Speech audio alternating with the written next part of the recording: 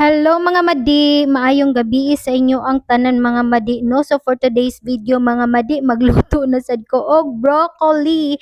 Kay I want something nutritious na pod sa ako ang food. Cherries! So bitaw mga madi oy, this past few days man good mga madi gasigi nalang ko og piniritong itlog, uyap, o kanang inon-on nga isda, pero nindot man sad ang isda kay protein man siya ug ang itlog, pero sumo naman good madi gusto na sad ko og something fiber something fiber.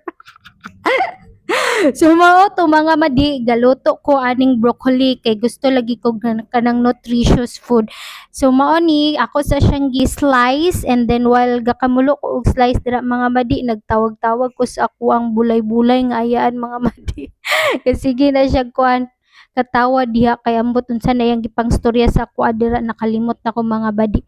Pero giyaw-yawan ko sa kong nanay mga madi kay sige daw ko kiss ako ang summer.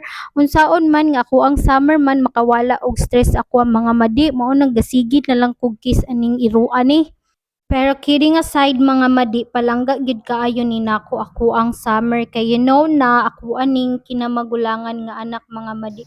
Ug mga madi nalimot ay ko mga madi before daay nako na ginagisa ang broccoli mga madi no, ako pa na siyang gilapagawan og mga 3 to 5 minutes para inyag gisa nimo mga madi, fresh pa kaayo siya. O diba tan-awa ninyo, proven and tested gina siya mga madi. O tan-awa, fresh kaayo siya tan-awon. So man ako og luto mga madi, nang hugas tasad ko og plato mga madi.